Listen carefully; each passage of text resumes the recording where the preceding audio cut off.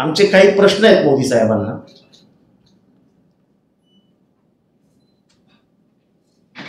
कारण का हे ट्रिपल इंजिन सरकार यांची पूर्ण तिजोरी खाली आहे. MMRDA, म्हाडा,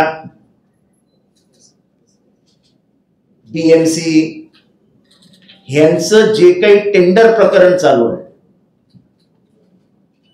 लाखो करोडो रुपयाचे टेंडर निघतात, लाखो करोडो रुपयाचे. 8 दिवसात टेंडर, पुढच्या 4 दिवसामध्ये वर्क ऑर्डर. आपल्या लाडक्या कॉन्ट्रॅक्टर्स, आपल्या लाडक्या पदाधिकाऱ्यांना पुढच्या आमदानीची सोय करून ठेवण्यासाठी म्हणून हे सगळं चालू आहे. त्याच्यावर कोणाची नजर आहे का? लोकसभेच्या आधी MMRDA ने 78 लाख कोटी रुपयाचे टेंडर्स काढले. जमिनीचं अधिग्रहण नाही, जमिनीचा मोबदला नाही, पण तिथला रस्ता काढायचा टेंडर काढून मोकळे. त्याचं खास उदाहरण म्हणजे मुरबाड ते आपलं जो कल्याणच्या मार्गनं रस्ता जातो अलिबाग पर्यंत, तो कॉरिडॉर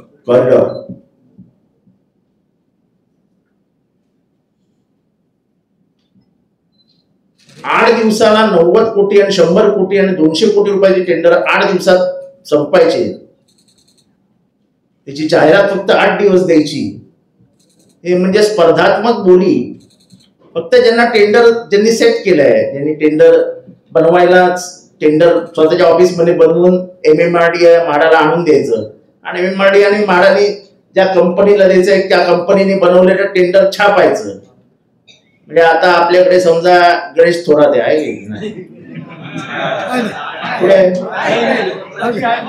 आपण गणेश थोरातला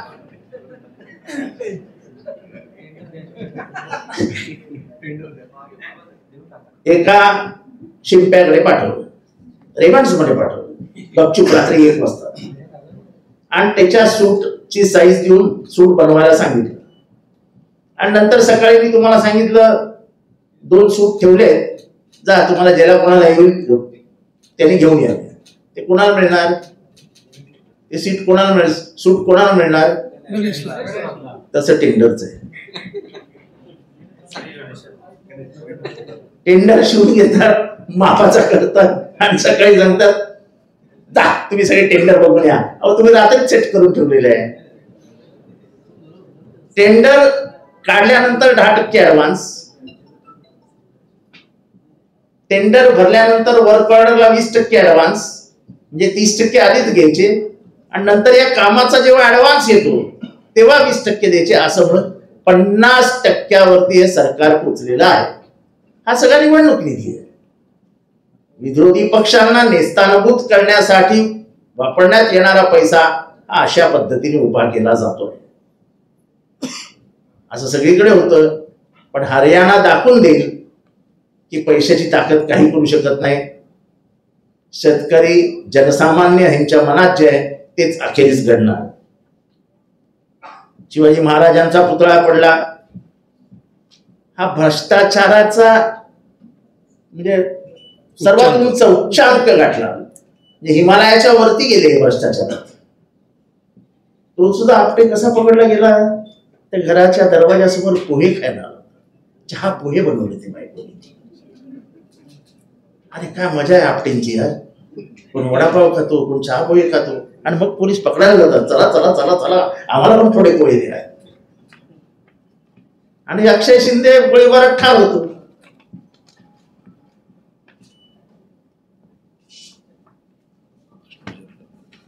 प्रश्न नंबर 1 मी तुम्हाला विचारच, या सगळ्यामुळे महाराष्ट्राच्या उज्ज्वल परंपरेला धक्का बसलाय. मोदीजींची ह्याच्यावरची भूमिका काय?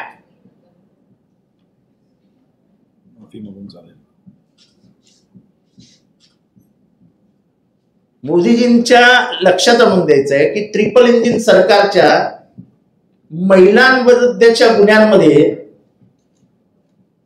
म्हणजे उदाहरणार्थ दररोज 22 बलात्कार या सुसंस्कृत धर्मनिरपेक्ष महाराष्ट्रात होत आहेत. या जिजाऊच्या लेकींचे लेकींचे जे काय हाल महाराष्ट्रात चालू आहेत त्याची जबाबदारी मोदी साहेब घेणार का?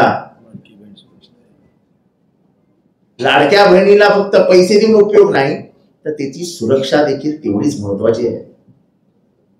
लाडक्या बहिणीला पैसे दिले आणि गोडे तेल 35 रुपयाने महाग केलं.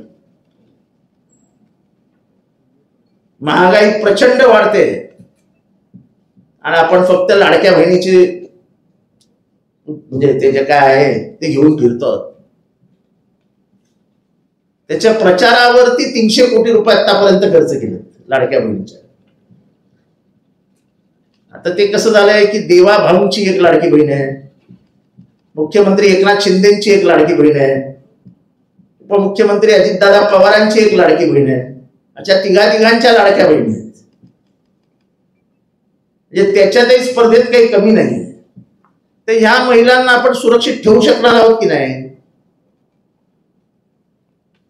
एक वेळ पैसे देऊ नका पण त्यांच्यावर अत्याचार होणार नाहीत, त्या सुरक्षित राहतील याची शाश्वती मोदी साहेब देऊ शकणार आहेत का?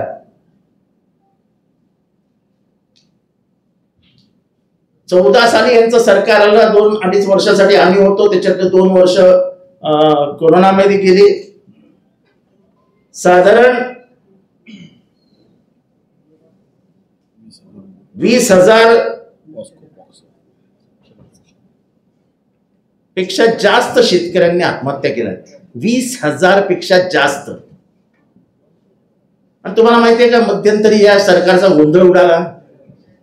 एक अचानक सकाळी परिपत्रक आलं की आत्महत्याग्रस्त शेतकऱ्यांसाठी जे अनुदान आहे ते बंद करणार.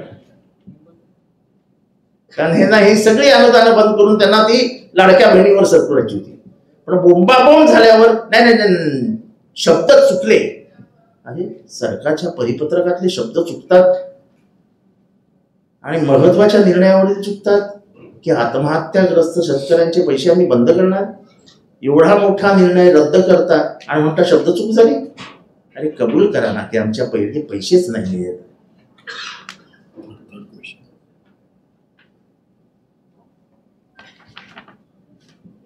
महाराष्ट्र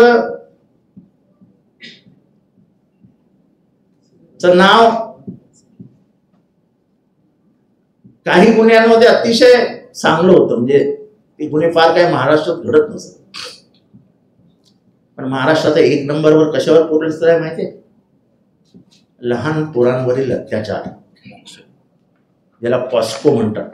पण तुम्हाला मी समजते ती भाषा वापरते तुम्हाला व्यवस्थित समजते. त्याच्यात 20,762 लहान पोरांवरती अत्याचार झाले आणि महाराष्ट्राने पहिला क्रमांक कमवला.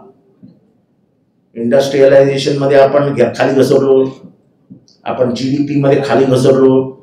एकेकाळचं सर्वात श्रीमंत राज्य आज 12व्या 13व्या क्रमांकावर गेलंय. म्हणजे सगळीकडनं घसरगुंडी झालेली आहे. मात्र गुजरात मध्ये आपला गुन्ह्यांमध्ये आपण उंच उडी मारली.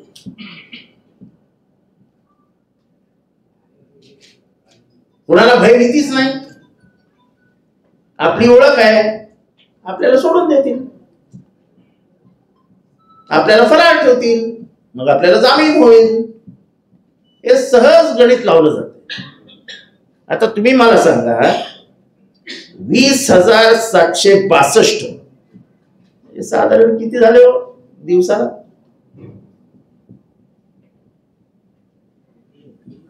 Divided by 365. 5 मुलांवर. 5th question.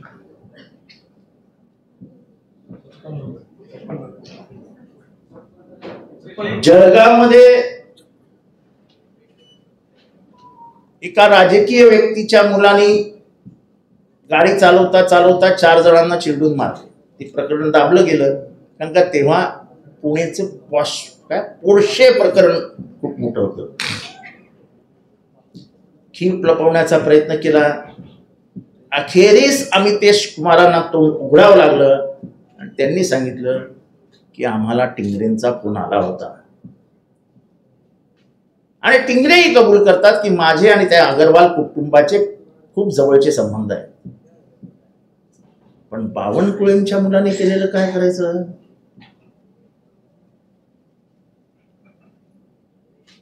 का ते भाजपचे अध्यक्ष आहेत म्हणून त्यांना सगळं माफ आहे?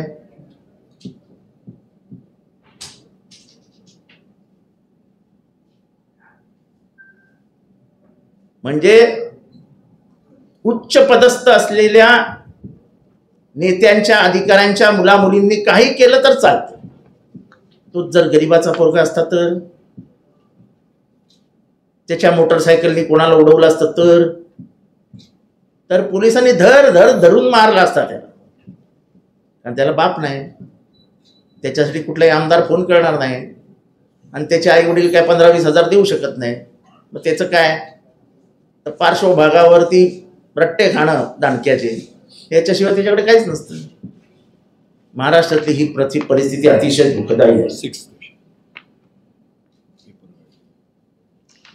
महाराष्ट्रात घर गळतंय, छपरे गळतायत, कधी कधी ब्रिजेस गळतायत, कधी कधी स्टेशनवरचं हे गळतंय, शिवाजी हॉस्पिटल गळतंय. पण सर्वात मोठं प्रकरण आहे ते पेपर गळतीचं. पेपर गळूच कशी शकतात? पेपर लीक होतात, दलालांच्या हातात पेपर मिळतात, रातोरात ते विद्यार्थ्यांच्या हातात जातात. 20-20, 25-25 लाख रुपये एका पेपरला दिले जातात. सगळे घोटाळे, तलाठी घोटाळा झाला, नीटचा घोटाळा फार मोठा आहे, पण MPSCचा 12 वाजवून टाकले. 12. जो अधिकारी वर्ग आज मंत्रालयात किंवा पोलिसांमध्ये कामाला IPS नंतर जो मोपेसेचा आहे, त्या मोपोसेचे अधिकारी हे मला अभिमानाने सांगावंसं वाटतं, चांगले अतिउत्तम दर्जाचे अधिकारी हे महाराष्ट्र पब्लिक सर्व्हिस कमिशनने दिलेले आहेत. फार सुंदर ट्रेनिंग देतात, फार सुंदर अधिकारी तयार होतात. त्याच्यातनं काही जण पुढे DCP होतात, जॉईंट CP होतात, ऍडिशनल CP होतात. महाराष्ट्र MPSC मधनं पास झालेले पण परंतु महसूल विभागात गेलेले पुरं ही कलेक्टर होतात, रेव्हेन्यू कलेक्टर होतात. असा त्यांचा प्रवास असतो. गेल्या 2-3 वर्षामध्ये जुळदाण झाली आहे. याच्यात एक गोष्ट लक्षात ठेवण्यासारखी आहे की ग्रामीण विभागातील शेतीच्या अर्थकरणावरती जीवन जगत असलेल्या गरिबांची ही पोरं आपल्या आयुष्याचं भलं करण्यासाठी म्हणून पुण्यात येतात. पुण्यात शिक्षण घेण्यासाठी एखाद्या खोलीत राहतात, 100 नाही तर 200 रुपयाचं खानावळ लावतात आणि आपलं जीवन, दरवर्षी एक्झाम रद्द. त्याच्या बापाने पैसे कुठे आणायचे तो घरी सांगूही शकत नाही. म्हणजे गरिबांची टिंगल करायची तर किती करायची? MPSCच्या कितीतरी पोरांनी आत्महत्या केल्या, ते कधी आल्या नोंद पण नाही झाली त्याची. कारण का त्यालाही लाज वाटायची की मी पुण्याला राहतो, आई वडील काबाड कष्ट करतात, मी मात्र काहीच करू शकत नाहीये. आणि मी तुम्हाला सांगतो माझ्या अनुभवानं, मी MPSC पास झालेलो विद्यार्थी आहे. MPSC देणारे विद्यार्थी हे कमीत कमी 2 वर्ष त्या पुस्तकात डोकं घालून बसलेले असतात. त्यांना दुसरं विश्वास नसतं. तर एवढं सगळं केल्यानंतर शेवटच्या आठवड्यात कळलं परीक्षा कॅन्सल झाली. काय त्याची मानसिकता अवस्था होत असेल, त्याच्या आई वडिलांची काय मानसिक अवस्था होत असेल. महाराष्ट्र सरकारने याचा कधीच विचार नाही केला आणि अनेक पोरांच्या आयुष्याची धुळदाण उडवली. महाराष्ट्र गव्हर्नमेंट हे प्रकरण कधी गांभीर्याने घेतच नाही.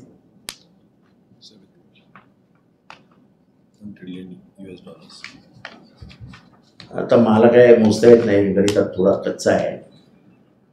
मोदी साहेबांनी सांगितलेलं की आम्ही महाराष्ट्राला 1 ट्रिलियन इकॉनॉमी करू.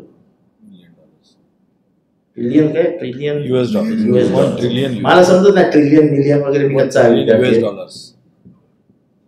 आणि कर्ज फेडा, कर्ज. महाराष्ट्राला याच्या पुढे कर्ज देता येणार नाहीये. महाराष्ट्राचा GDP इतका घसरला आहे की महाराष्ट्रातला कुठल्याही बँक, कुठलीही आर्थिक संस्था ही महाराष्ट्राला कर्जच देणार नाहीये. म्हणजे पूर्वी महाराष्ट्र कर्जावर तरी जिवंत राहायचा, आता कर्जावरही जिवंत राहू शकणार नाही अशी परिस्थिती आणून ठेवली तिने महाराष्ट्रावर. हे महाराष्ट्राचं आर्थिक तिजोरी हे उंदीर सोडला तरी त्याला नोटा मिळणार नाही, इतकी खाली झालेली. कुठल्याच योजनांसाठी पैसे नाहीत अशी परिस्थिती झाली आहे.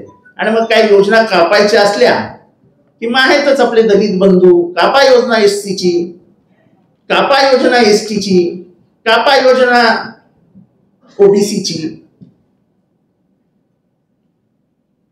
कारण का त्यांच्या योजनांना कातर लावली तर त्यांच्यासाठी बोलणार पण कोण नाही.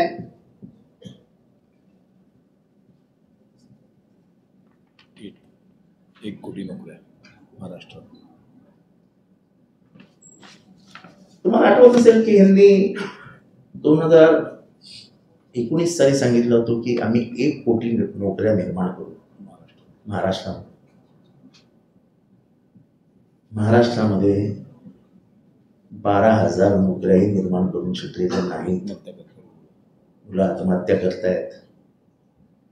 कारण का भारतामध्ये ग्रॅज्युएशनचं पर्सेंटेज हे सर्वात जास्त महाराष्ट्रात आहे. म्हणजे शिक्षित बेरोजगारांची एक मोठी फौज महाराष्ट्राने तयार करून ठेवली आहे, ज्यांच्या हाताला कामच नाही. आणि आपल्याला तर सवय लागली आहे कॉन्ट्रॅक्ट लेबरची. कारण का आपले मित्रच कॉन्ट्रॅक्टर आहेत सगळे.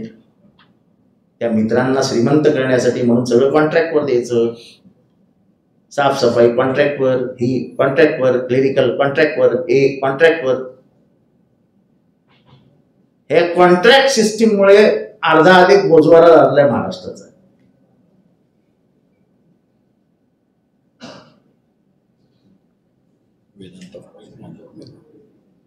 आता महाराष्ट्रात अनेक प्रकल्प कुठे गेले? गुजरातला गेले. म्हणजे महाराष्ट्र अर्थव्यवस्थेमध्ये 1 नंबरवर होता. हे आता मला इतिहास असा होता असं सांगावं लागतं. पण महाराष्ट्र हा औद्योगिक क्षेत्रात अनेक वर्ष 1 नंबर होता.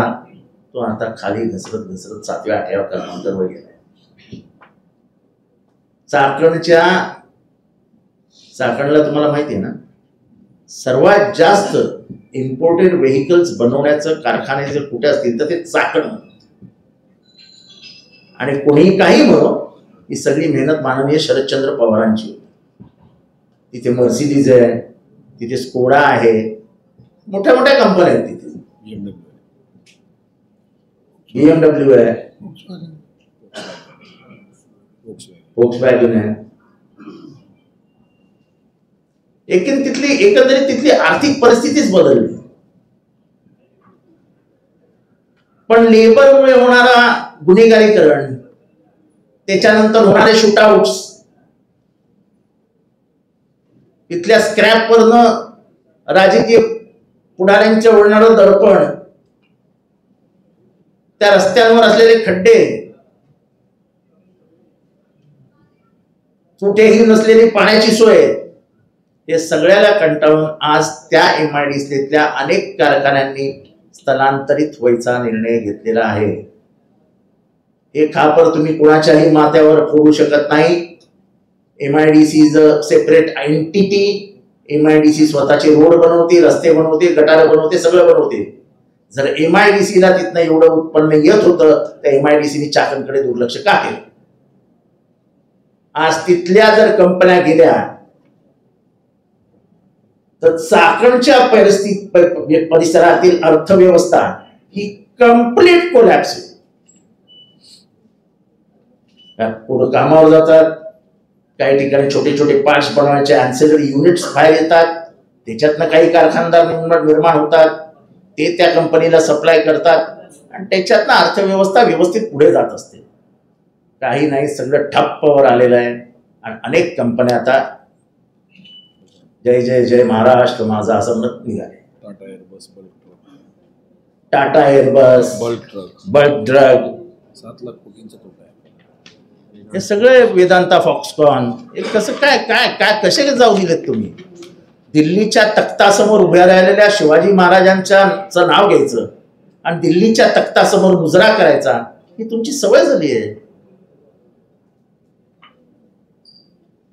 दिल्लीच्या तख्तासमोर मुजरा करणाऱ्या सरकारची लाज वाटते मराठी माणसाला. कोणी असो राज्य करता, यशवंतराव चव्हाण असोत, वसंतराव नाईक असोत, वसंतदादा पाटील असोत, अंतुले असोत, त्यांनी दिल्लीच्या बुर्जाला धक्केच दिले. ते तर जीव जूर जीव जूर जीव जूर जीव जूर. महाराष्ट्राच्या संस्कृतीची 3-13 वाजवण्याचं काम या सरकारमधल्या सगळ्यांनी केलं. ज्या पद्धतीने ते दिल्लीच्या तख्तासमोर झुकत आहेत, ही महाराष्ट्राचं काम नाही. 7 लाख कोटींचं नुकसान झालं आपल्याला आणि 4 लाख भूमिपुत्रांच्या नोकऱ्या गेल्या. त्यामुळे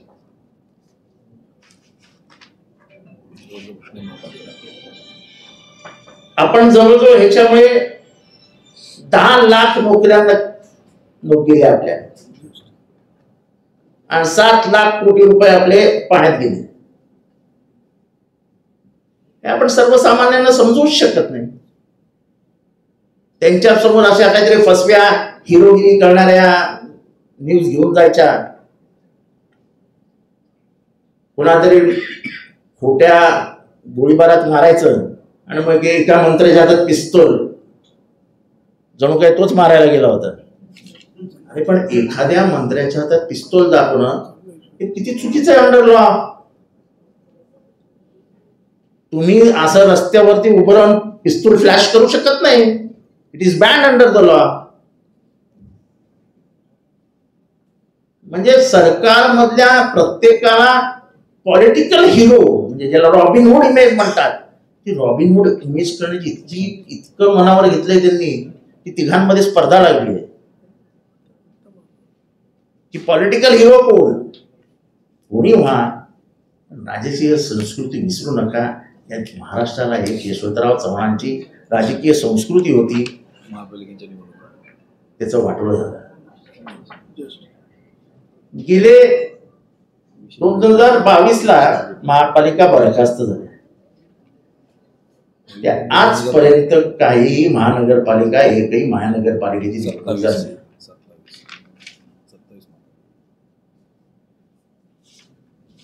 त्याच्यामुळे प्रशासक, टेंडर आणि मंत्रालय एवढाच नेक्सस आहे. मुंबई महानगरपालिकेची अख्खी तिजोरी खाली करण्यात आली. ज्या मुंबई महानगरपालिकेकडे 55,000 कोटी रुपयाचे एफडी होते, ते एफडी मोडून टेंडर काढण्यात आले. एफडी ठाण्याचं तर काय विचारूच नका.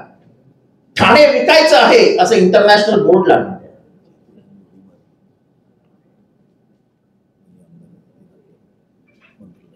म्हणजे आपल्या इथे मॉडिफिकेशन हे ज्या पद्धतीने चालू आहे, रेमंड्स मधलं मॉडिफिकेशन, मला आश्चर्य वाटलं. पहिल्यांदा ठाण्यातले नागरिक जागी झाले. रेमंड मधील सर्व रहिवाशांनी त्या मॉडिफिकेशनला विरोध केलाय. कोणाला काय नाही. सत्तेपुढे शहाणपण नाही. ते बिचारे फक्त रस्त्यावर येतील, ओरडतील, घरी जातील, गप्प बसतील. मॉडिफिकेशन होऊन जाईल. 37 जे काय असेल ते खाट. त्यात सर्वात धोकादायक बाब ही आहे की त्यात त्यांनी बागेचं पण रिझर्वेशन बदलून टाकलं.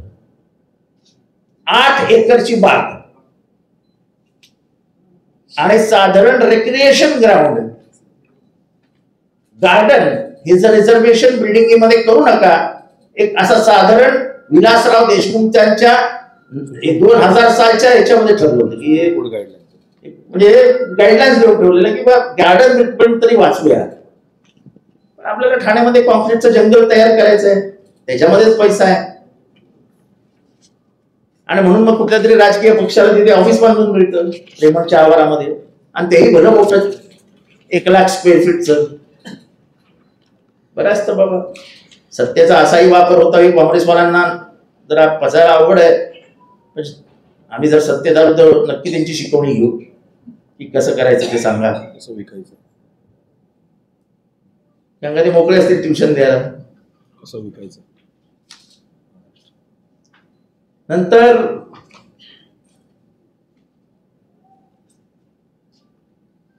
कोणीही जातो, कुठेही कब्जा घेतो, धमकावतो, आणि पोलिसांना फोन येतात, हा आपला माणूस आहे, सांभाळून घ्या. गावकऱ्यांच्या जमिनींवर कब्जा घेणं हा सत्ताधाऱ्यांचा म्हणजे त्यांच्या बेकारीवरचा उत्तम उपाय, तर त्यांना रोजगार मिळाला.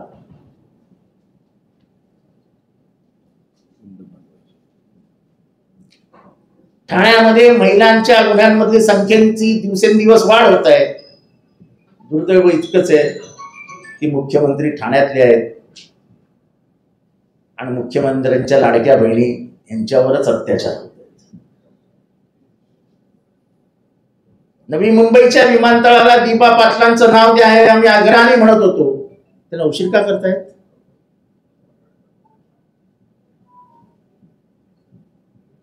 आजही आगरी समाजावर राग आहे का?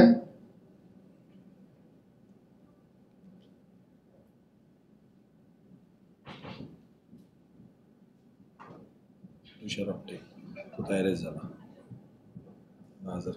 दुसरं कल्याण मुरबाड रेल्वे मार्ग संदर्भात. कल्याण रेल्वे मुरबाड खर तर ठाणे आणि पालघर हे 2 जिल्हे ह्यांना जोडण्याची नितांत आवश्यकता आहे. ती रेल्वे मार्गाने जोडा, ती हायवेने जोडा, त्याला कॉरिडॉर करा. कारण का दोघांनाही अलिबाग आणि ते पालघरचा किनारा हे दोन्ही किनाऱ्यांवरती चांगली वाहतूक होते. दोन्ही किनाऱ्यांवरती चांगले डॉक्स तयार होतील, त्याला काय म्हणतात, पोर्ट्स. आणि त्यामुळे ठाण्याचं अर्थकारण बदलत जाईल. ह्याच्यावरती कधीही विचार केला गेला नाही. दुर्दैवाने आधी प्लॅन तयार करायचा रस्ता असा जाणार आहे, मग रस्त्यावरच्या जमिनी गपचूप कॉन्फिडेन्शियल ठेवायच्या, मग रस्त्यावरच्या जमिनी जाऊन अधिकाऱ्यांनी विकत घ्यायच्या, मग तिथे कोणी गाईचा गोठा बनवायचा, कोणी बकऱ्यांचा गोठा बनवायचा, कोणी काय काय करायचं, आणि ही जमीन आमचीच आहे असं दाखवून आजकाल ते काय म्हणतात त्याचं पैसे मिळतात ना, मोबदला. ऍक्विजिशन नंतर जो मोबदला मिळतो, ठाण्यातल्या एका राजकीय पक्षाच्या राजकीय नेत्याला 180 कोटी रुपये मिळाले. 180 कोटी रुपये, 1 चेक.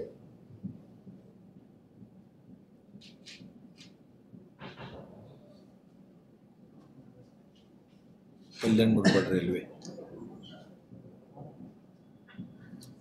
नंतर सर्वात महत्वाचा प्रश्न जो उभा राहतोय तो म्हणजे हे ठाण्यामधला जो क्लस्टर आहे, क्लस्टर आणायचा प्रयत्न पहिल्यांदा मीच केला होता, पण ज्या पद्धतीने त्याचं वाढवलं गेलं, म्हणजे त्याची परीघ वाढवला गेला की ती एसआरए संपूर्णच टाकली. म्हणजे ज्या क्लस्टरमध्ये एसआरए आहे त्या एसआरएला मान्यता आहे, सगळं आहे, तरी तुम्ही एसआरए करायची नाही का? तुम्ही क्लस्टरमध्ये आहात. ते क्लस्टर होणार कधी?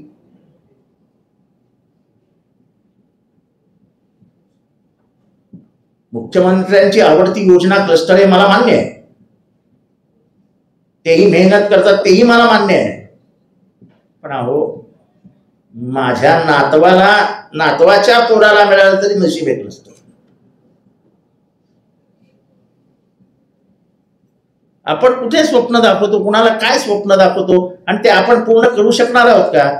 या ज्या जगामध्ये अजरामर पट्टा कोणी घेऊन आलेला नाही, आपण जी योजना जाहीर करतो आपल्या डोळ्यासमोर ती थोडीशी तरी पूर्ण होताना दिसली पाहिजे. आणि त्याच्यामध्ये मारलं कोण जातोय? मध्यमवर्गीय गरीब माणूस. झोपडपट्ट्यांमध्ये राहतं कोण?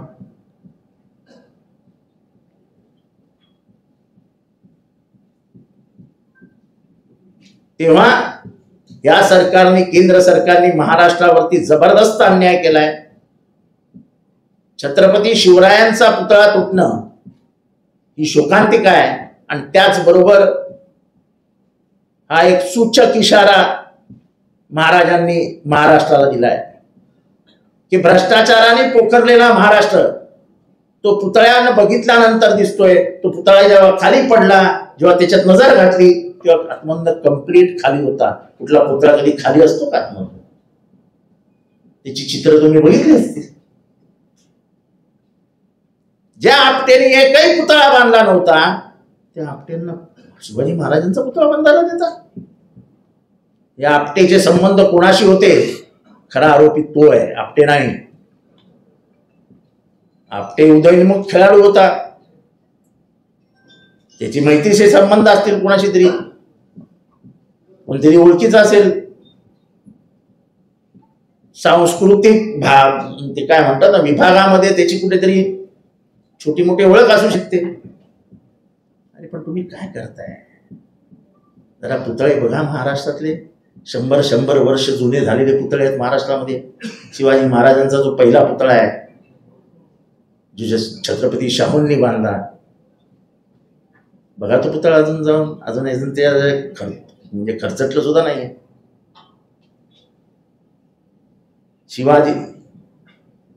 शिवाजी महाराजांच्या पुतळ्याचा, समुद्रातल्या पुतळ्याचा विसरच पडला आपल्याला.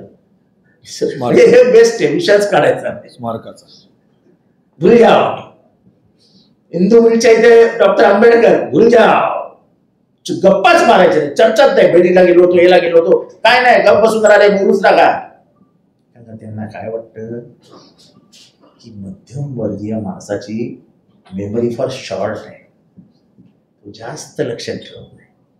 आणि त्याच्यामुळे निवडणुकीच्या अगोदर अशी भरती करायची, मग अशा योजना आणायच्या आणि त्याला असं जादूगारासारखं त्याला हिप्नोटाईज करून टाकायचं. आमच्या बहिणींचा वाढलेला खर्च आणि तुम्ही दिलेले 1,500 याचा ताळमेळही जमत नाही. पण तुम्ही 1,500 ज्या महिलांना दिल्या त्याच्या बाहेर ज्या भगिनी आहेत त्यांचं तुम्ही काय करणार? त्यांना जो महागाईचा त्रास होतोय, त्यांच्या घरात ज्या चुली पेटत नाहीयेत, त्यांच्या नवऱ्यांच्या ज्या नोकऱ्या जात आहेत, त्यांच्या मुलांना ज्या नोकऱ्या मिळत नाहीत, त्यांनी घरसंसार कसं चालवायचं? हे सरकार संवेदनशीलता विसरलेलं आहे. हे सरकार फक्त सत्ता हपापल्यासारखं करतंय. सत्ता पिसाट हे सरकार आहे. त्यामुळे येणाऱ्या महाविधानसभेच्या निवडणुकीमध्ये माननीय म्हणजे आज येणाऱ्या मोदी साहेबांनी या सगळ्या प्रश्नांची उत्तरं आम्हाला द्यावीत.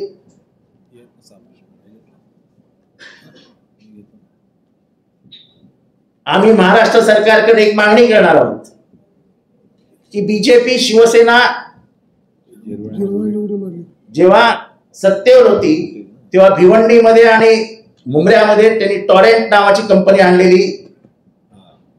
प्रायव्हेटायझेशन ऑफ म्हणजे वीज सप्लाय आणि वीज वितरण आणि आर्थिक हे म्हणजे बिल घेणं देणं.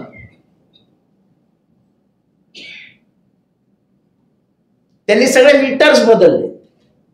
आमदार म्हणून त्यांना मी सांगत होतो मीटर्स बदलू नका, पण त्यांनी रातोरात मीटर्स बदलून आज त्या मीटर्समुळे मुंब्र्यामध्ये, कळव्यामध्ये आणि भिवंडीमध्ये फटका बसतोय. हे बीजेपी आणि शिवसेनेचं फळ आहे. त्यांच्यामुळे घडलंय. आणि त्याच कंपनीचे मित्र कोण आहेत हे सगळ्यांना माहिती आहे. आम्ही जर सत्तेत आलो तर त्यांचा जो बिलिंग पॅटर्न आहे त्यांचे जे बॉक्सेस लागलेले आहेत त्याचं पहिल्या 3 महिन्यात ऑडिट करून त्याचं रिस्ट्रक्चरिंग करू आणि रिस्ट्रक्चरिंग करून लोकांना परवडेल असं बिल आम्ही देऊ. हे आम्ही महाराष्ट्रातलं जिथे जिथे प्रायव्हेटायझेशन आहे त्या सगळ्यांना आश्वासित करत आहोत.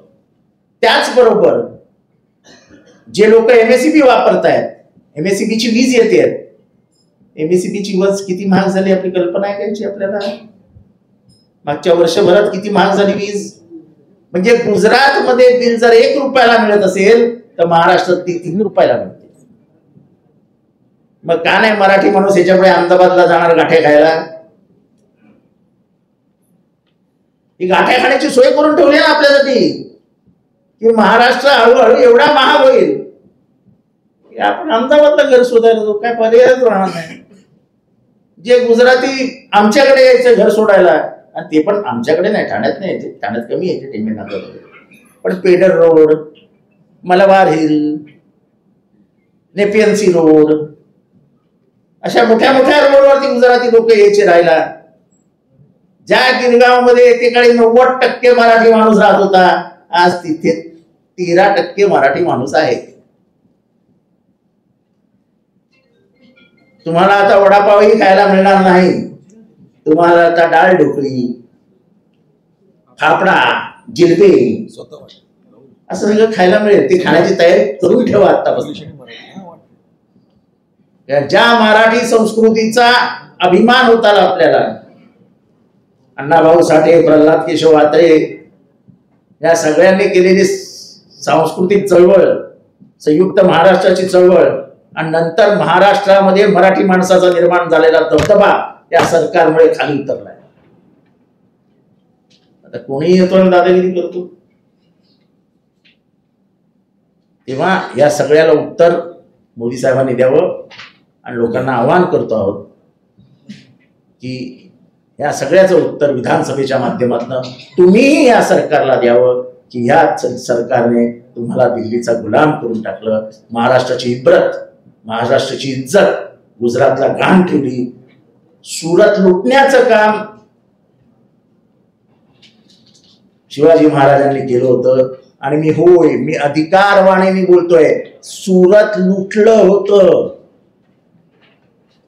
त्याचं कारण होतं की सुरतेची लढाई होण्याच्या आधी, म्हणजे सुरतेवरती लुटीला जाण्याच्या आधी जंजिऱ्याला शिवाजी महाराजांची लढाई चालू होती. सुरत हे अतिशय श्रीमंत प्रदेश होता आणि तिथे कमी पडत असलेल्या मोगल सैन्याला जी आर्थिक तजवीज करायची होती ती सुरतेतनं गेली. आणि हे जेव्हा महाराजांना समजलं, त्यांनी जंजिऱ्याची लढाई जिंकली, पण त्यांनी आल्यानंतर त्यांचे जे खास खबरी होते त्यांना गुजरातला पाठवलं, सुरतेला सगळ्या घरांच्या नोंदी घेतल्या, किती पैसे कोणाच्या घरात आहेत. त्यांनी पत्र लिहिलं तिथल्या इनायत खान नावाच्या सरदाराला. त्या इनायत खाननी सांगितलं की मी सरेंडर होतो. तो सरेंडर झाला नाही, त्यांनी खोटं नाटक केलं. त्यांनी शिवाजी महाराजांवरती हल्ला करण्याचा प्रयत्न केला. त्याच्या आजूबाजूला असलेल्या 20 जणांचे हात कापले शिवाजी महाराजांच्या सैन्याने, आणि शिवाजी महाराज सुरतेमध्ये घुसले. पण शिवाजी महाराज मनाने किती प्रेमळ होते. तिथे एका ख्रिश्चन फादरवरती, त्याचं घर सुंदर होतं, त्याच्या घरात प्रचंड पैसा होता असं सांगण्यात आलं होतं. पण शिवाजी महाराजांना हेही सांगितलं गेलं की हा अतिशय दानशूर आहे. शिवाजी महाराजांनी ते घर लुटलं नाही. एक गिरजी शहा नावाचा गुजराती व्यापारी होता. असं म्हणतात की जसे अडाणी साहेब आपले पंतप्रधान ठरवतात ना, तसं तो गिरजी शाह दिल्लीचा सुलतान कोण बनणार हे ठरवायचा. गिरजी शाह त्याकडे गुजरातमधून, म्हणजे औरंगजेबला सुलतान बनवण्यात सर्वात मोठा हात हा गिरजी शाहचा होता. पण तो गिरजी शाह मनाने खूप चांगला होता आणि नुकताच तो वारला होता. त्याच्याबद्दल महाराजांनी माहिती घेतली तर तो नडलेल्या आडलेल्या सगळ्या माणसांना मदत करत राहायचा. शिवाजी महाराजांच्या निरोप पाठवला त्याच्या विधवा पत्नीला की तुझ्या घराला हात सुद्धा लागणार. पण बाकी सगळे जेवढे व्यापारी होते त्यावेळेस त्याला वखारी म्हणायच्या. त्या वखारींचे मालक शिवाजी महाराजांच्या पायाशी आले आणि आपली धनदौलत शिवाजी महाराजांच्या पायावर ठेवली. होय, आम्ही अधिकाऱ्याने सांगतो, अधिकाऱ्याने म्हणतो की शिवाजी महाराजांनी सुरत लुटली.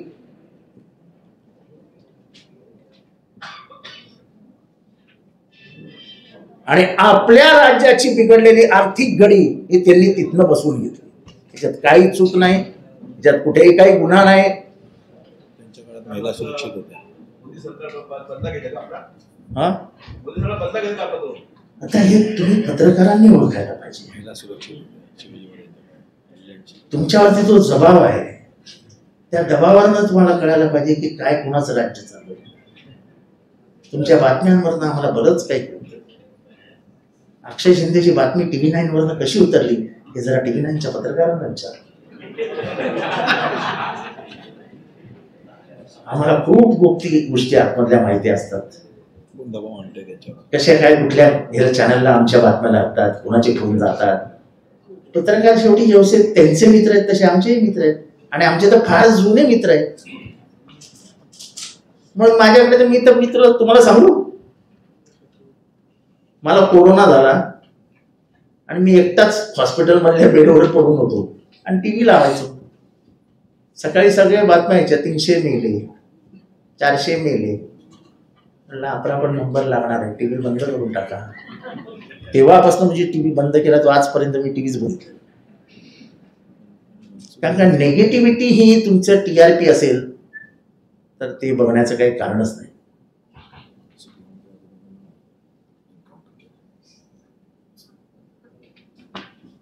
वृत्तपत्रामधल्या बातम्या ह्या कशा दाबल्या जातात हे काय आपल्याला दिसत नाही.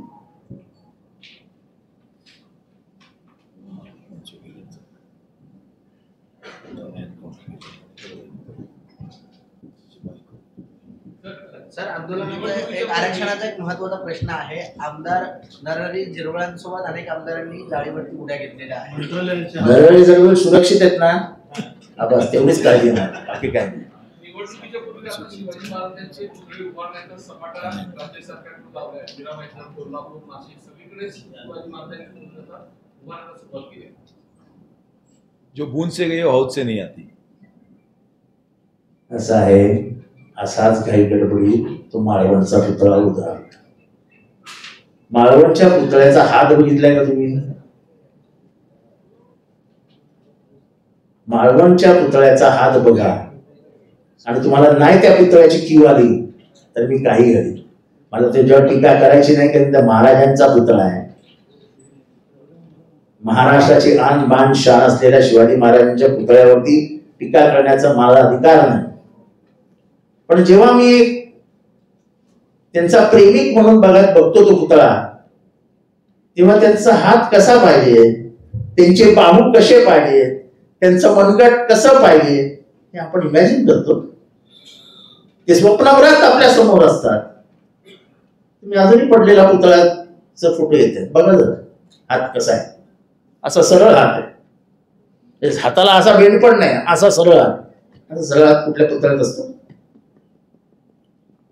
हा जेव्हा पहिल्यांदा पुतळ्याचा फोटो मी बघितला तेव्हा बोललो हा पुतळा बनवणारा माणूस हा रॉ आहे. रॉ ज्याने एकही पुतळा बनवला नाही, ज्यांनी साधं स्कल्पचर बनवलं नाही, त्याला डायरेक्ट तुम्ही शिवाजी महाराजांचा उंच पुतळा बनवण्याचं काम देता आणि ते काही वेळातच पूर्ण कर.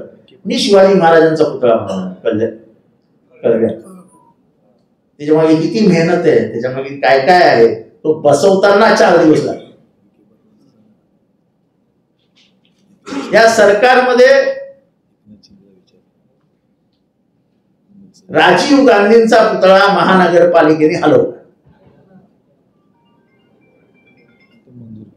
नंतर तो लावण्यासाठी मंजुरी दिली.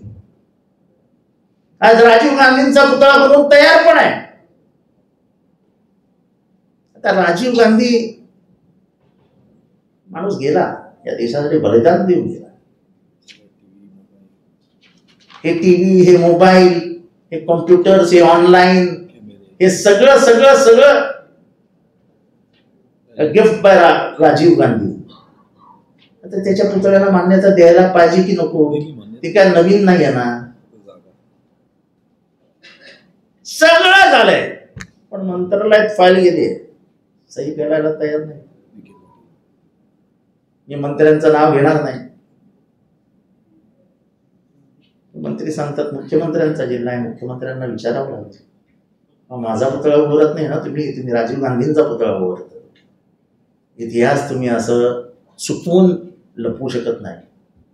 तुम्ही कितीही प्रयत्न केला तर राजीव गांधींना लोक विसरणार नाही. आणि त्याच भूमिकेमुळे या देशात तुमच्याबरोबर नाराजी निर्माण झाली. तुम्ही नेहरूंवर टीका करणार, तुम्ही गांधींवर टीका करणार, तुम्ही इंदिरा गांधींवर टीका करणार, तुम्ही राजीव गांधींवर टीका करणार. तुमच्या कार्यकर्तृत्वात तुम्ही काय उभं केलंय सांगा. या महाराष्ट्रामध्ये या देशावरती झालेलं कर्ज, याच्यात तुमचं कर्तृत्व आहे का काही? तुमच्या निष्काळजीपणाने, तुमच्या भ्रष्टाचारामुळे. असंच जर 240 जणांचं ताकदवान विरोधी पक्ष असतात तर राफेलची चौकशी लागली असती आणि त्याच्यात आंतरराष्ट्रीय स्तरावर झालेला सर्वात मोठा घोटाळा बाहेर पडला असता. पण तेव्हा कोणाची चालतच नव्हती. साहेब, मुंबई शहराची ताण भागवणारा शहापूर तालुक्यातले जे मूळ आदिवासी आहेत, आदिवासी बांधवांचे अजूनही प्रश्न प्रलंबित आहेत. हो, आदिवासी बांधवांचे प्रश्न प्रलंबित आहेत. तुम्ही आदिवासींचं प्रतिनिधित्व करताय. लवकरच मंत्रालय 4 आदिवासी उड्या मारल्यात खाली. आदिवासींची काय काळजी नाही. 5 दिवस झाले मुख्यमंत्री भेटूच शकले नाही. गरिबांची काही किंमत नाही महाराष्ट्रात. आता ते झाडाने अंबाने आले असते तर सगळे दौडे सोडून सगळे तिथे पोहोचले असते. आता पुढच्या महाराष्ट्राच्या सगळ्या लोकांनी एक प्रार्थना करा की जन्माला आलो तर अडाणीच्या कुत्र्याच्या पोटी तरी ते जन्माला येऊ. कुठे गरिबाच्या झोपेत नको. म्हणजे अडाणीच्या घरातले एखादं पोपट, एखादा हत्ती, एखादी बकरी, एखादा हरण, एखादा कुत्रा, ससा असं म्हणून जन्माला आला तरी सुखाचं जीवन जगू. 200 एकरचा परिसर, खायला अमेरिकेतनं, ऑस्ट्रेलियातनं, न्यूझीलंड मधलं फळं जे आपल्याला दिसतही नाहीत ते तुम्ही जास्त काळजी करू नका. आपण सांगतो वाढायला साहेब. सर, मोदी येत आहेत आणि मोदी येण्याच्या पार्श्वभूमीवरती घोडबंदरचा रस्ता खड्डेमुक्त झालेला. मोदींनी परत यावं.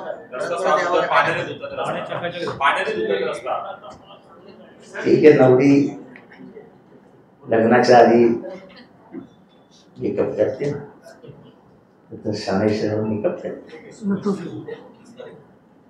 मेकअप मॅन आले ठाण्यामध्ये. पंतप्रधानांच्या दौऱ्यानंतर आता एक नाराजी नाट्य सुरू झालंय. मुख्यमंत्र्यांना जे चुकतं वापर होते त्यामुळे भाजपमध्ये खूप मोठी नाराजी आहे. जागे वाटपावरून हे बघा, तुम्हाला स्पष्ट सांगतो की अमित शहानी इशारा देऊन टाकलेला आहे. ज्याला समजायचं तुम्ही समजावा की मुख्यमंत्री बीजेपीचाच होणार आणि केंद्रातलं सरकार 2029 साली फक्त कमळाचं असणार. मी त्यांचा इतिहासही सांगतो की त्यांनी ज्यांच्याबरोबर युती केली त्यांना त्यांनी संपवून टाकलं. ओरिसामध्ये बिजू पटनायकचा मुलगा नवीन पटनायक संपवून टाकला. तेलंगणामध्ये केसीआर संपवून टाकलं. आंध्रमध्ये वायएसआर संपवून टाकलं. हरियाणामध्ये चौताला संपवून टाकला. ते ज्यांच्या पंजाबमध्ये बादल संपवून टाकले. एकेकाळी काश्मीरमध्ये महबूबा मुफ्तीच्या वेळा खाळ टाकला होता, संपवून टाकलं. महाराष्ट्रात मला माहित नाही की मी काय भविष्य करता नाही आहे. महाराष्ट्रात आपली परिस्थिती अशी आहे की अजित पवार वक्तव्य केले की 80-85 जागा जर मिळाल्या नाही, सन्मान झाला नाही तर आम्ही पक्षाला याच्यातून बाहेर पडू. त्यांच्याबद्दल मला काही बोलायचं नाही. ते सन्माननीय नेते आहेत. जर ते पवारांना सोडू शकतात, शरद पवारांना, ते कोणाला सोडू शकतात. मराठी भाषेला अभिजात दर्जा दिलेला आहे. त्याच्यामध्ये देखील क्रेडिट घ्यायला सुरुवात केली आहे. चांगलं आहे ना. नशीब अजून खरं तर हा दर्जा कधीच मिळायला हवा होता. मला आठवतं की जेव्हा तावडे शिक्षण मंत्री होते, विनोद तावडे, तेव्हा 4 दिवसात घेऊन येतो असं त्यांनी विधानसभेत चांगलं होतं. चला 6-8 वर्षांनी तरी ते आलं. मराठी मंचाबद्दल इतका तिरस्कार का केंद्रामध्ये आम्हाला काही कळतच नाही. अभिजात दर्जा मराठी भाषेला देण्यासाठी सर्वात चांगलं साहित्य त्या 3 भाषांमध्ये लिहिलं गेलंय. त्यातली एक मराठी आहे. मराठी, बेंगॉली, आसामीज आणि साऊथ मध्ये कन्नड, ह्याच्यामध्ये सगळ्यात चांगलं साहित्य, जुनं साहित्य लिहिलं गेलेलं आहे. त्यामुळे मराठीला अभिजात भाषेचा दर्जा हा तेव्हाच द्यायला पाहिजे होता. म्हणजे आमच्या संस्कृतीचे, मराठी संस्कृतीचे गुणगाणे हे ज्ञानेश्वरापासून पुस्तकात आहेत. केंद्राला ते कधी समजलेच नाही. याचा आम्हाला दुःख आहे. निवडणुकीच्या अगोदर हा अभिजात दर्जा, आणि आता निवडणुकीच्या आधी काही करतील होते. बघा, ते निवडणूक जिंकण्यासाठी वाटेल ते करतील, वाटेल ते. पवार साहेबांनी सांगितलं 180 15% 75% करावी, काय सांगाल? हे बघा, 50% जर आरक्षण असेल तर तुम्ही कोणालाही आरक्षण देऊ शकणार नाही. म्हणजे तुम्ही जे मराठा समाजाचं आरक्षण म्हणताय किंवा इतर समाजाचं आरक्षण म्हणताय, त्यांना कोणाही आरक्षण देऊ शकतो. त्याच्यामध्ये त्याच्यातली जी मेख आहे, ती मेख हीच आहे की केंद्राने निर्णय घ्यावा, लोकसभेमध्ये बिल आणावं आणि मर्यादा 75% न्यावी, जेणेकरून तुम्हाला सगळे समाज त्याच्यामध्ये ऍडजस्ट करता येतील. याचं कारण मी का सांगतो, लोक लगेच कोकण मधले नाराज होतील. तर बिहारमध्ये जातीनिहाय जनगणना झाली आणि बिहार गव्हर्नमेंटनी त्याच्यावरती नजर ठेवली आणि त्याच्यातनं पुढे आलं काय, तर बिहार मधला 85% माणूस हा SC ST OBCचा आहे. म्हणजे बहुजन प्रवर्गातली लोक ही 85% आहेत आणि रिझर्वेशन 50% आहे. हे बोलायला लोक घाबरतात. पण महाराष्ट्रामध्ये देखील जातीनिहाय जनगणना केली तर कमीत कमी 75% लोकसंख्या ही बहुजनांची असेल. आणि त्याच्यासाठी माननीय साहेबांनी काय बोलले मला माहित नाही, पण हे माझं स्वतःच मत आहे की आरक्षणाचा हा किडा जो दरवेळेस निर्माण करून ठेवला जातो तो तोडायचा असेल तो मोदी साहेबांनी उद्या ठाण्याच्या सभेमध्ये जाहीर करावं की आम्ही लोकसभेमध्ये बिल आणून आरक्षणाची मर्यादा वाढवतो. कशाला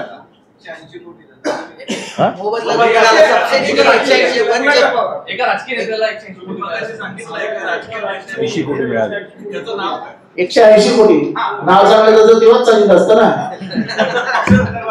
राजकीय पक्ष कशा संदर्भातलं? हे बघा, पत्रकारांना सगळ्याच बातम्या द्यायच्या नसतात, काही पत्रकारांनी शोधायच्या असतात. तुम्हाला जे AC वर खुर्चीवर बसून बातम्या काढायची सवय लागली ते सोडा. जिरो फुले सारखी तशी घोडी घ्या तर फिरा. हर्षवर्धन पाटील आता शरद पवारांच्या पुढाकार राहिलेले आहेत. कुठे आता शांत झोप लागेल. मला काय माहित नाही बाबा. मी आपल्या छोट्या मोठ्या असा आदेश आला दिल्लीवरनं, जितेंद्र आव्हाड प्रेस कॉन्फरन्स घ्या. नंतर मला विक्रांत चव्हाणांचा आदेश आला की आम्हाला दिल्लीवरनं फोन आलेला आहे, प्रेस कॉन्फरन्स घ्या. आता विक्रांत चव्हाणांचा आदेश मानून मी येऊन बसलो. आम्हाला AICCचा आदेश आला, जितेंद्र आव्हाडांच्या नेतृत्वाखाली इंडिया आघाडीचे नेते ते